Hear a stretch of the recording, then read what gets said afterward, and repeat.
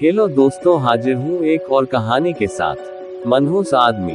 विजयनगर राज्य के एक गांव में रमैया नामक व्यक्ति रहता था। गांव के सभी लोग उसे मनहूस मानते थे। उनका मानना था कि यदि सुबह उठकर किसी ने सबसे पहले रमैया का चेहरा देख लिया तो उसे पूरे दिन भोजन नसीब नहीं होगा। जब यह बात महाराज कृष्णदेव राय तक पहुंची तो उन्होंने इसकी वास्तविकता जानने का निर्णय लिया। उस रात रमैया को राजमहल बुलाया गया और महाराज के कक्ष के सामने वाले कक्ष में उसके रहने की व्यवस्था की गई। रात भर रमैया उस कक्ष में सोया। अगली सुबह महाराज कृष्णदेव सीधे रमैया के कक्ष में गए और उसका चेहरा देखा। दिन का प्रारंभ रमैया का चेहरा देखने के बाद अब महाराज को देखना था कि उनका दिन कैसा गुजरता है। उस दिन दरबार में जाने के पूर्व वे भोजन के लिए बैठे ही थे कि उन्हें तुरंत किसी आवश्यक मंत्रणा हेतु बुलवा लिया गया। वे बिना भोजन करे ही दरबार चले गए। दरबार की कार्यवाही जो प्रारंभ हुई तो देर रात तक चलती रही। दरबार की कार्यवाही समाप्त होते तक महाराज कृष्णदेव राय को जोरों की भूख लगाई थी। जब उन्हें भोजन परोसा गया तो उन्होंने देखा कि उनकी थाली पर मक्खी बैठी हुई है। उन्होंने भोजन छोड़ दिया और अपने शयन कक्ष चले गए। कुछ देर बाद रसोइया जब पुनः भोजन बनाकर लाया तब तक उनकी भूख मर चुकी थी।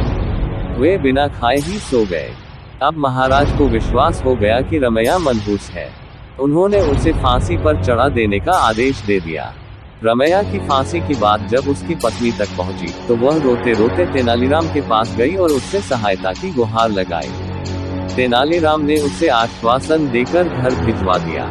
अगली सुबह जब सैनिक रमैया को फांसी पर लटकाने ले जा रहे थे तो रास्ते में उनकी भेंट तेनालीराम से हुई। तेनालीराम ने रमैया के कान में कुछ कहा और चला गया।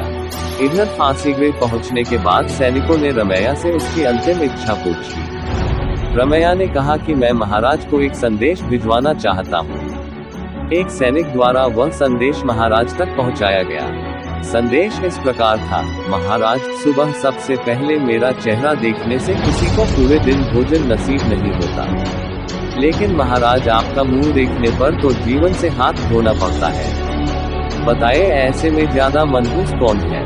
संदेश पढ़ने के बाद महाराज को अपनी अंधविश्वासी सोच पर शर्म आई। उन्होंने सैनिकों से कहकर रमैया को बुलवाया और पूछा कि उसे ऐसा संदेश भेजने का परामर्श किसने दिया था। रमैया ने तेनालीराम का नाम लिया। महाराज तेनालीराम की बुद्धिमत्ता से बहुत प्रसन्न हुए। उन्होंने रमैया की फांसी की सजा निरस्त कर दी और तेनालीराम को पुरस्कृत किया। इस तरह तेनालीराम की वजह से रमैया के प्राण बच पाए। सीख: अंधविश्वास से दूर